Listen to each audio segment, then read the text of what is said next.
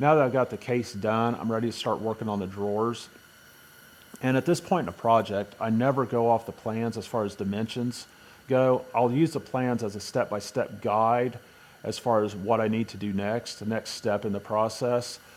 But as far as my dimensions go, I always like to go directly to my piece and get my dimensions from that. Because let's say I was off as far as when I was cutting these pieces or making my joinery, and I was a little bit wide or a little bit narrow, then that's going to throw off the dimensions according to the plans, what that is. And it doesn't really matter what those dimensions are as long as they fit in the piece.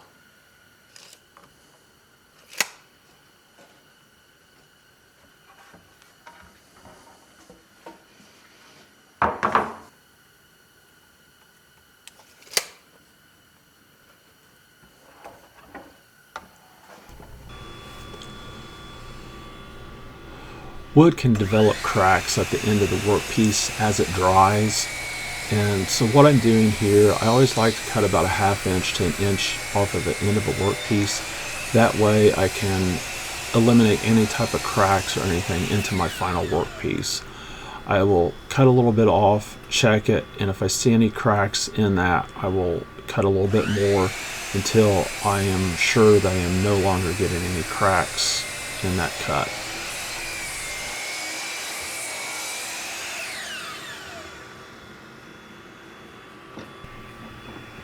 After I'm sure I have no more cracks in the workpiece, I will set up a stop block and cut the piece to a rough dimension. There's still some more work that has to be done to this piece, so I don't want to take it to its final dimension yet.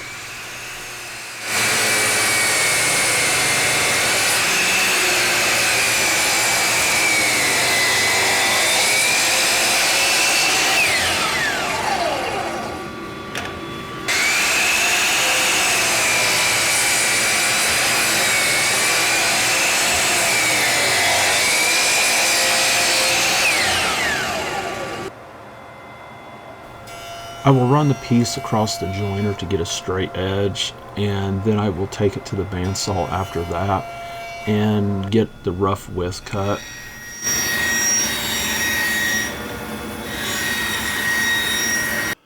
Well, I have all the drawers cut to rough size. I jointed one edge, and now I'm going to face joint and kind of plane them down. And if you noticed, I do have some waste off this, and I'm using hardened maple for my drawers, and the only reason why I'm using that is because the waste pieces I have, I can use that later on for my segmented work because I do use maple quite a bit in my work. And when I bought these boards, I was hoping to have longer boards, but the only thing they had was about 97, 98 inches in stock as far as lengthwise. So I did have a little bit more waste off the end of the board, as you've seen in the video when I was cutting them to rough size. But again, that's why I chose maple, because I can use the waste pieces for something else.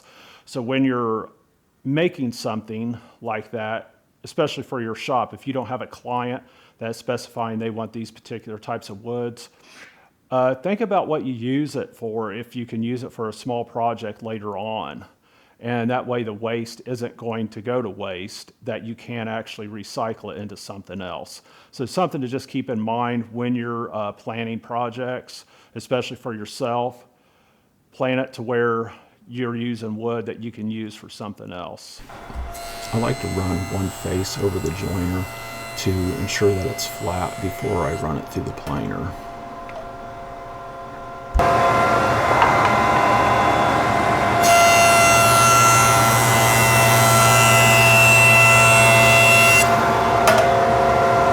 I have the drawers milled up to the rough width and thickness. I'm going to let these sit for a few days and kind of get used to their new dimensions. I also milled up some scrap pieces for when I'm doing my joinery. I'm going to be doing dovetails. That way I can kind of dial in my what I need to do with these boards. If there's any adjustments I need to make, I can just chop off the end and make my adjustments and try it again. That way I'm not actually starting to use my drawer stock. But I've milled these up the same way as I milled these. Once I take these down to their final dimensions, I'll do the same thing with the scrap boards. And but it's probably going to be a few days. We're supposed to have some cold weather coming in, and that'll give these plenty of time to get used to their new dimensions. The drawer parts have been resting for a few days, so whatever movement was going to happen has happened. I'm getting ready to resurface these and get them down to their final dimension. And before I do that, I like to put a little mark on each side, each face. And that way, after I run it through the joiner, then I know which side still needs to be surfaced to go through the planer. It just kind of, when you have a lot of parts like this, sometimes things can get flipped around, and this just makes things a little easier. For anybody that's not familiar with a joiner and why I'm running one surface across the joiner, is if my board has any type of twist in it, I can lay it on the flat surface of this joiner, run it across the cutter heads, and it's going to cut that twist out of it. It's going to give me a completely flat surface. And then that way I can take it to my planer and lay it on the planer bed and run it through and I get my final thickness. Now if I try to take this board with that twist in it to the planer, there's a good possibility that the planer is just going to follow that twist. It's not going to take the twist out of the board. If you see here, there's a slight twist to this board. So once I run that through the joiner with the face, it will take that twist out.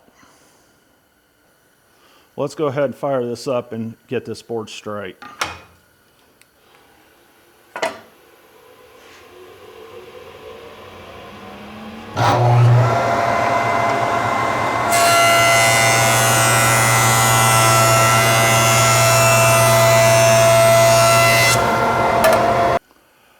You probably noticed me using this push stick to push my boards through the planer. Now if this board had a severe twist, I'm locking this end by doing that to where it's flat, and any type of twist is all going to be at that one end.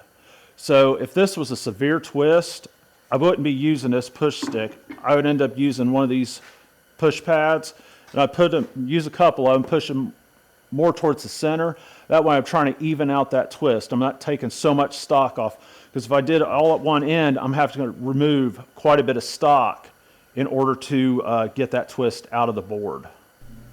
I'll place the jointed edge on the bed of the planer and run it through till I get my final thickness.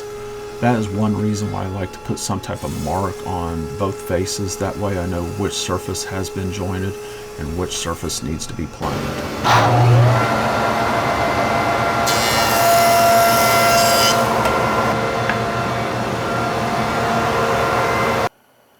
I have one jointed edge on all the drawer parts, and whenever I'm doing multiple pieces like this, after I joint the edge and I go to restack it on my workbench, I will always place that jointed edge on the right side. And when I bring it over to my table saw to rip down to its final width, I will also place that jointed edge on the right side. That way, when I pick up my workpiece, that jointed edge is automatically ready to go up against the rip fence.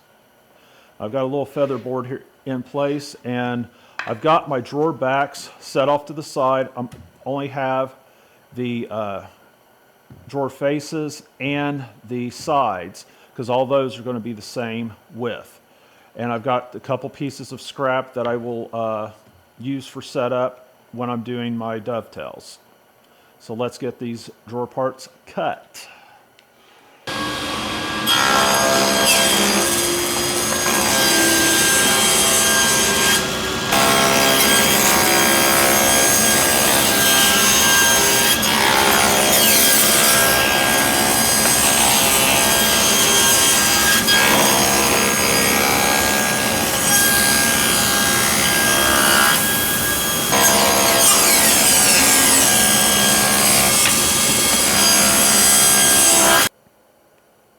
Now that I've got the drawer parts all cut to their final width and thickness, I'm ready to get their final length.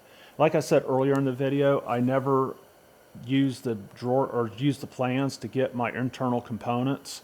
I always like to go directly to my workpiece and get my measurements from that. So I will measure from drawer slide to drawer slide, get my dimensions, take it to my miter saw, cut it down, and test the fit. Now this is also going to depend on how you plan on putting your drawers together. I'm going to use dovetails. I just got a new dovetail jig, so I want to kind of try that out. But if you plan on using a lot of people use pocket screws, and that's perfectly fine. I've done that, and they've held up great. People will use dowels, dominoes, whatever your method of putting your drawers together. You just need to make sure you take your final dimensions off your workpiece.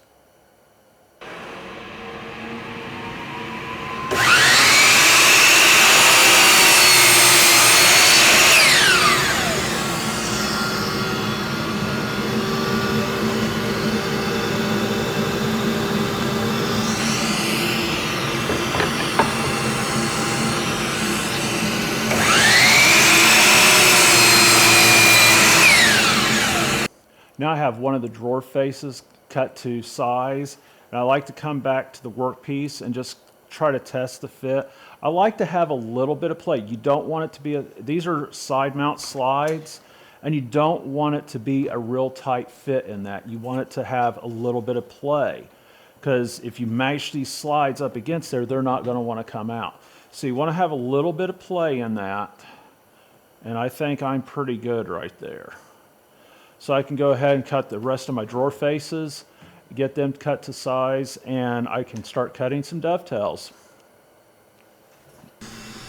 At this point, I will cut the remaining of the drawer faces. Getting ready to cut my dovetails and my drawers. I got my drawer faces and my drawer sides. I'm using a Porter Cable dovetail fixture.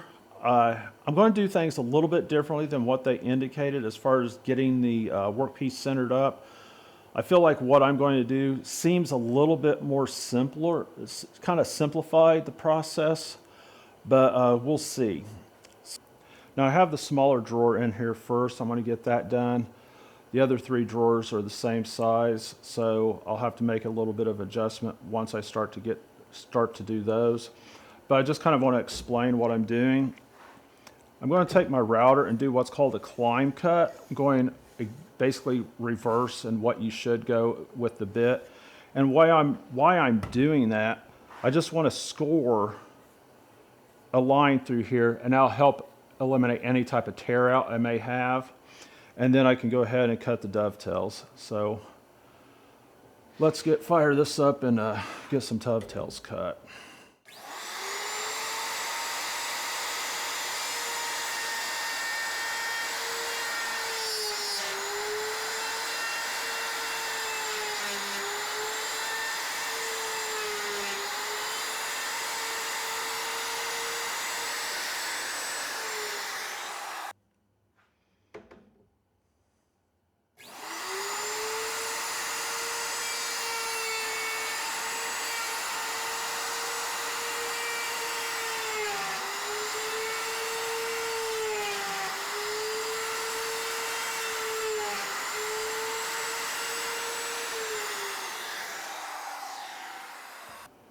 Got the larger drawer put in now. I've got 3 of those to cut, so I'm going to go ahead and get the dovetails cut for those using the same process.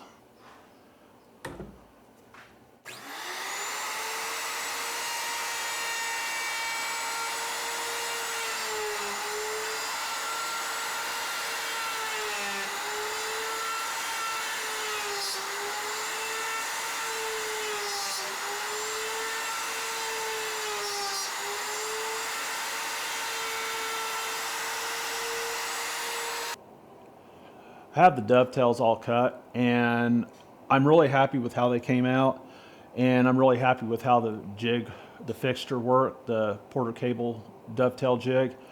I'd been wanting that for a while, and I happened to see it go on sale on Amazon over this past winter, and I jumped on it, and I'm really glad I did. It really does a good job. It's very easy to set up. But now that I got the dovetails cut, I'm ready to cut my drawer sides to length. So I will measure from the front to the back, get my measurement from that, from what I need for my drawer sides, what my drawer slides are, and then I'll get everything cut, and then I can start cutting the joinery for the back. I will place the dovetail portion up against my stop block, and then I will proceed to cut off the end of the piece. I will do this to all the work pieces. That way everything will be the same size.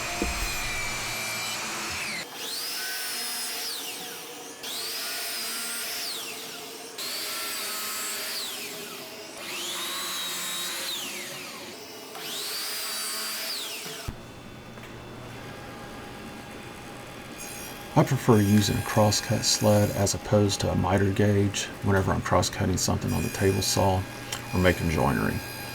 With a miter gauge, a workpiece is sliding on the table, but with a crosscut sled, the workpiece is supported by the sled itself, so there's no friction against the workpiece. After dialing in my stop block, I will make sure I'm getting the width of the rabbet that I want. Then I'll proceed to cut all the rabbets and all the side pieces.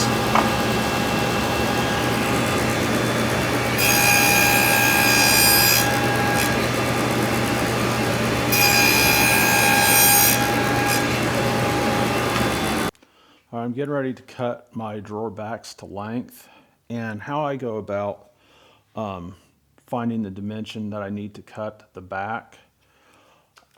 I'll put my drawer piece to get drawer together. In the front, I'll get the inside dimension, and I am just under 22 and 11/16. So what I'll do, I'll get my back dialed in to 22 and 11/16 on the inside edge, on each inside edge. Then I will come across, once I have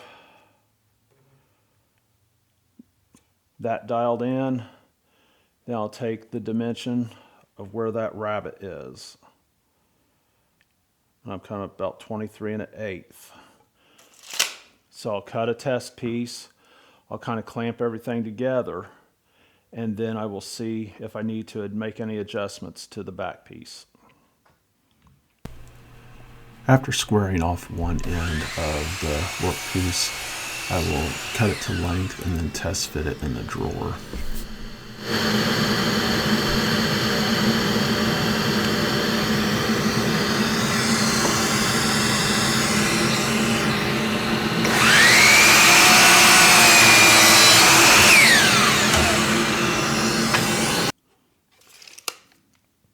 I need to take a little bit more off the back.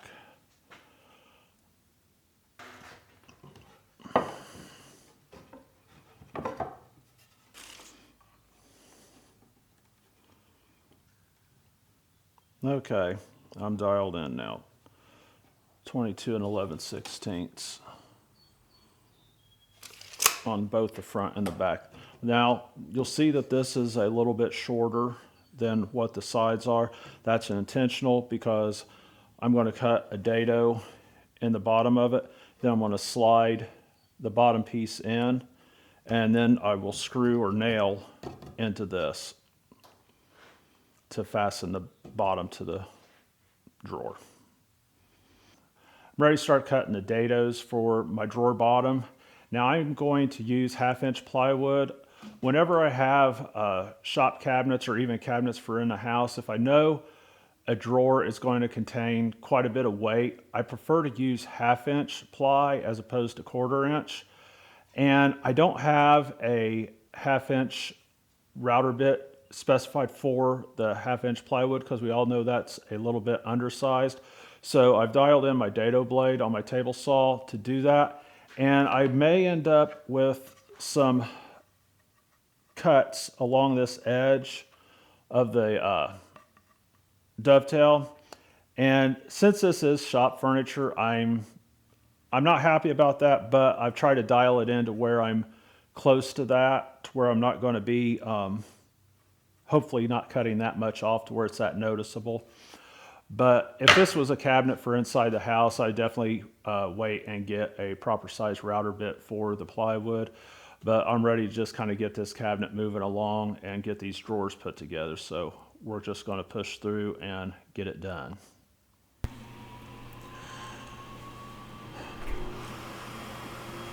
Not long after getting my table saw, I got these Jessom stock guides, and I really like using them when cutting dados.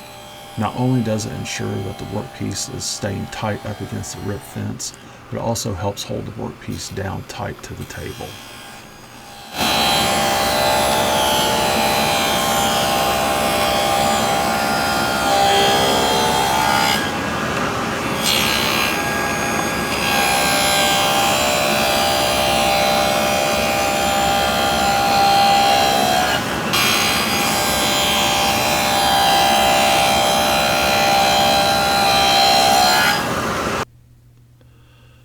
Not sure if I ever mentioned this, but I always cut the edge of a piece of plywood off. That way I'm dealing with a clean edge and I don't have an edge that has any bumps or dents in it.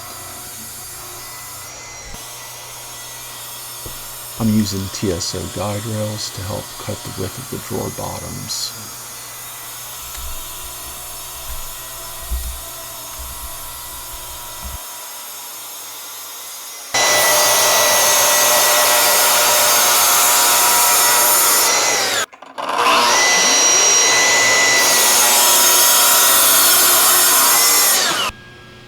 Ripping down the drawer backs to their final width.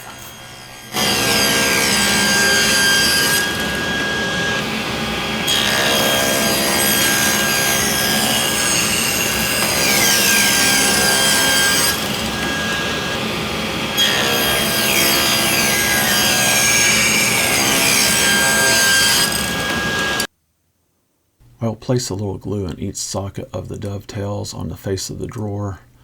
Then I will use a glue spreader to kind of spread that glue around inside the joint to ensure that I have good coverage.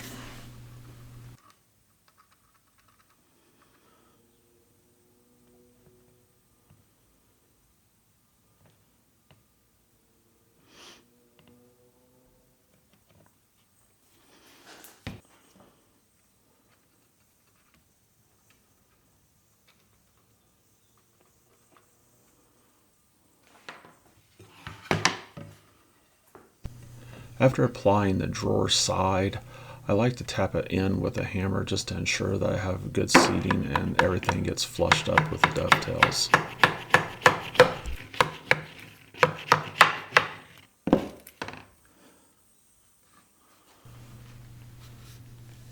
Always try to wipe away any type of glue squeeze out. You never want this to dry because it becomes almost impossible to get this cleaned up properly. Now, if this was an inside cabinet, I would have probably put blue painter's tape around that joint. That way, any glue squeeze out would have never touched any wood surface. But since this is a shop cabinet, I'm not that concerned about that. I felt like it was going to be easier to apply the drawer in the bottom after I got the first side in, and then put the second side in after the drawer bottom was in place, instead of trying to slide it down in that dado. But you can see here that the dovetails came out real nice. You do see a little bit of a gap where I had to cut that dado for the drawer bottom. It's not much of one, but there is a slight gap there on the bottom. But all the other dovetails look really good.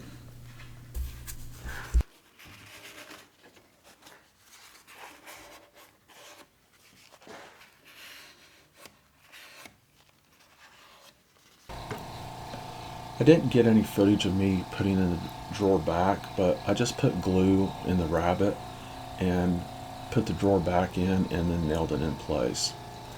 Right now you see me just squaring up the drawer. I'm making sure the drawer bottom is always seated to the front of the drawer, and I'm measuring diagonally. I'm also using a square, but I will just nail off through the drawer bottom into the back, and that will keep that drawer square. I got the drawers glued up yesterday, and I'm really happy with how they came out. I'm going to round over the edges just to ease that sharp edge. That way if I bump my hand up against the drawer when I'm getting in and stuff in and out, it's a little bit more of a pleasant experience as opposed to that sharp edge, and I'm going to do a little bit of sanding, and I'll be ready to start putting on some drawer slides. Since sanding is such an exciting experience, I wasn't sure how much to put in the video, but this seems to be about the right amount. Right now I'm starting to mark the drawers out. I've got this drawer upside down at the moment. I'm going down about 1.25 inches. I'm marking a line on the edge, and then I'll take the drawer slide, the portion of the drawer slide that attaches to the drawer out, and then I'll attach them and then get the drawers installed, and then we'll be able to start making the faces for the drawers.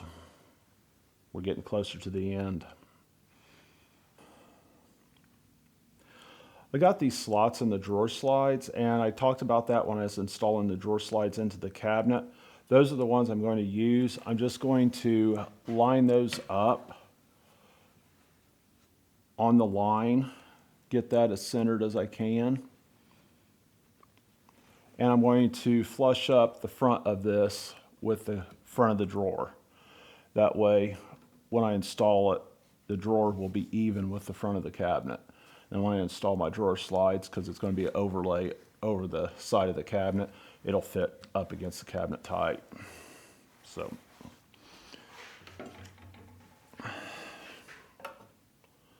but just like take straight edge or something and butt it up against the front of the cabinet or front of the drawer, and then that way I can make sure that I've got it tied up against the drawer face.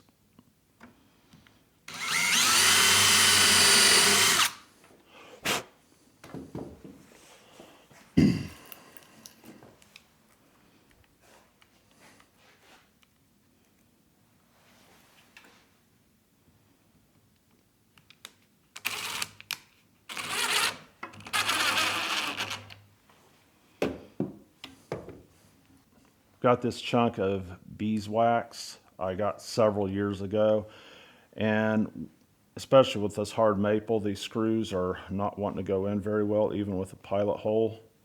So what I like to do is kind of coat the threads with that beeswax, and it allows it to sink in a little bit easier.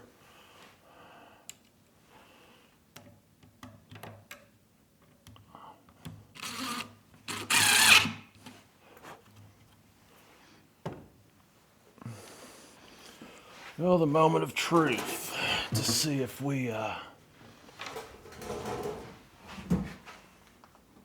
made our drawers right. I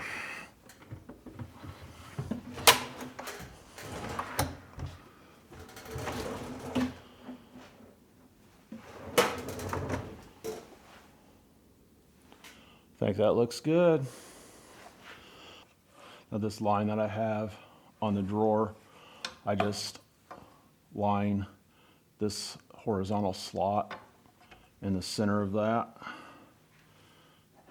Get a straight edge, kind of butt this up against the front of the front of the drawer and line that up.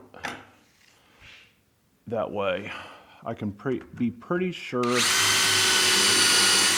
that my drawer is not going to need any more adjustments after that.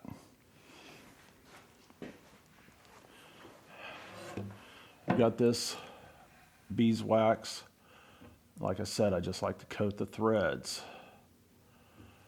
and get a nice coating. If I get that in the camera here, get a nice coating on the threads, and it just goes in a lot easier with harder woods.